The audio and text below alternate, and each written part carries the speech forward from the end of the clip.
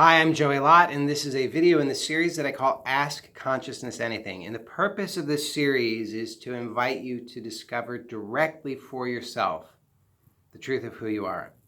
Not to take my word for it, not to just have some more information or more ideas, but actually to look to your own direct experience and inquire directly, because that's the only thing that will satisfy you. So, the question for this video is right over here, and I'm going to take a look at it. It's a long one, so I'm going to skip some of the initial bit, but it says, I find my sense of self persists as a core belief linked to identity, and it's almost always in the process of injecting itself into any sensation, story, etc. that arises. There's more to it, but I'm just going to comment on that. Yes, that's wonderful to see. It's wonderful to see that direct experience is already occurring effortlessly.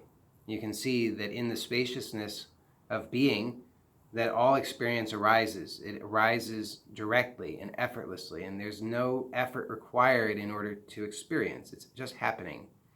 And you can see that experience manifests as sensation, thought, story, feeling, color, etc. So these are the different facets or qualities or properties of experience that's occurring. And then you start to see that because of the fixation on mind and the story that all revolves around me and protecting me and making sure I'm safe and making sure that my future is going to be secure, we start to see that that is the thing that tries to tie it all together and give meaning to all of it, that all has to do with me and my special life and my special circumstances and my special needs, and fundamentally my special terror because I'm absolutely terrified of being destroyed. So that's wonderful to see. That's really powerful. And it says, I have moments of clarity, but I wonder if the reason I keep getting sucked back into self is that there's a cognitive step I'm missing, where the clarity gives way to an understanding that uproots the I thought history. Definitely not a cognitive thing that you're missing. But you are describing that there's the instantaneous, effortless inquiry, the recognition of the spaciousness that you are, and the clarity of seeing the comings and goings of experience arising effortlessly in the spaciousness that you are. And then you see that you have this power of attention, and that the attention naturally, when there's no effort being made, is resting as awareness. However, out of habit, we make effort to give attention to thought, and we're fixated out of habit. And so we're believing, because of the mind, because of the fixation on mind, that we have a problem that we have to solve. And then we inquire. And then we turn back to mind. And then we inquire. And then we turn back to mind. And then we inquire. And then we turn back to mind. And we really are going to benefit to start to recognize this, that there's the inquiry, which is the direct recognition of ever-present peace. And then there's turning to mind to tell you if you did it correctly, successfully, if it worked, what this is. Do we agree? Do we disagree? Right? So this is also very powerful to recognize that this is happening, which you have recognized because you've described it. And then it says, is it just a matter of coming back to clarity again and again, and eventually that may naturally give way to the fundamental shift, or does it remain a lifelong practice of always coming back to this? I understand I'm already over-intellectualizing, but I'd still be interested in hearing your thoughts on this. So is it just a matter of coming back to clarity again and again? No. A yes and no. The reason I say no is because the setup here is coming back to clarity, and that's not true. That's from the mind. The mind says that you need to come back to clarity because it says clarity comes and goes. The accessing, or the living inquiry, is the direct, instantaneous, effortless recognition of that as it is. So, and what I mean by that is that you can just see that what's happening is that there's a thought that arises that says clarity comes and goes, or that attaches the label clarity to a particular experience. And then it says, that's it, and I need to get that, and I need to make sure that that's always here, and how do I achieve that? So the setup from the beginning is wrong. It's misleading because you don't need to get back to clarity. What we're wanting to do is recognize the clarity that's already always here. And this is really important because the mind is always trying to get back to whatever it thinks the answer is. It's always trying to possess or grasp or protect, and it's always effortful. You can see it's fundamentally based upon the assumption of fear and separation. That you are something separate that can be destroyed, that needs to be protected. And so then it wants to get back to clarity, which it believes is the goal, which it believes is desirable, which it believes that it needs to cling to. So we don't want to get back to clarity. That's a setup for failure from the beginning. What we want to do is recognize what is clarity truly. So clarity is just a word in this case, right? We're just using the word clarity, but what are we pointing to? And if we just allow mind to run the show and we're just turning to mind to give us the answer, what is clarity, mind? The mind will tell us mind's idea of clarity based upon the past. But that won't be the reality of it. And then we'll be off seeking for something that comes and goes rather than recognizing the actuality of clarity, which is ever present. So I use the word clarity, I use the word awareness, I use the word consciousness, I use the word being, I use the word spirit maybe sometimes. But none of those words are it, clearly. But they are pointing you to the direct recognition of what it is that is always here. And you can only recognize that through looking in direct experience to see what it is that's here that's 100% reliable right now.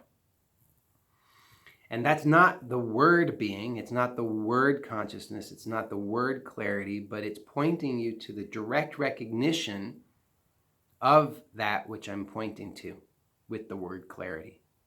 And it really is truly that which is always here. So you can start to just see, and it's a simple test. Am I looking at something that's always here, or am I looking at something that comes and goes? And if it's what comes and goes, then that's not the clarity that I'm speaking of. So the question, I don't want to totally ignore the question either, but I do want to point out that it's set up in a way that's misleading. With that said, the return to the inquiry over and over for as long as is necessary is highly valuable. But the inquiry is not a technique. The inquiry is a looking. It's a truth-telling.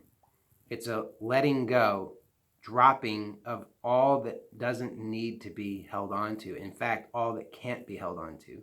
We start to recognize as we come back to the inquiry over and over, just to look and see what it is that's actually here in direct experience, we start to see very clearly that all of this stuff that we've been fixated on and trying to rearrange and sort out, thinking that that was going to give us fulfillment, is already arising in the fulfillment that we are. So then, instead of these things seeming to be problems, what starts to happen is that everything that's arising is merely reflecting to you or pointing you back to recognize that which you already are. So I think the concern that might be here, I don't know for sure, but I'll at least address it because sometimes this is a concern that people have, is a sense that, well, I want to be sure that I'm not signing up for something that's just going to require a lot of maintenance. And I think we've all had experience of that, where we've done something and maybe we seem to get some result that was desirable, but then we had to keep doing it in order to get the result. And eventually maybe we don't even get that result. And we're just doing something, trying to keep away the undesirable thing that we've been trying to avoid. And so that's definitely not what I'm proposing, because I'm proposing something that's actually effortless. So the inquiry appears to require effort or doing initially. However, that only appears to be so because of the momentum of the habit of continuing to make effort to try to avoid your own direct experience. It's totally futile. You'll never actually avoid your own direct experience, but most of us are desperately, futilely trying to avoid our own direct experience. And so through the inquiry, which initially appears to require effort or doing, it begins to get clearer that actually we're making effort trying to avoid our own experience. We're making effort trying to avoid or change or get rid of our own thoughts, feelings, sensations, memories, so forth and so on. And as that becomes clear through the process of the inquiry, then naturally we begin to release that unnecessary effort and simply rest as we are. And as that starts to happen, I call that the inquiry coming alive. And that's the point at which there is a shift. There is a fundamental shift. It's not because you become more of yourself, but it's because you start to recognize this more clearly, that you can never become more of yourself, nor can you get rid of yourself. And through that clarity, the ease and the effortlessness that you already actually are simply is more clear to you. And you can begin to live from that clarity rather than through the mediation of the conditioned mind. So the conditioned mind is absolutely fine. It's not a problem. It allows us to do things like this, right? It allows us to speak English or French or Chinese or Mandarin or anything, right? It allows us to walk. It allows us to do all of these things. So we're not seeking to get rid of it, but we can see it for what it is. We can cease to try to put it in the wrong position and place incorrect demands upon it. And we can begin to live from the clarity of who we are rather than consulting the mind to tell us who we are, when the mind doesn't have the capacity to be able to deliver to us that which we already are. In fact, the mind can't recognize who you are, only you can. So I hope that this has been helpful to you. If you have any questions, you can go to joeylott.com/ask, A-S-K, that's joeylott.com/ask. And if you're interested in working with me or learning about my current events and opportunities, you can go to joeylott.com/now. Thank you very much. See you next time.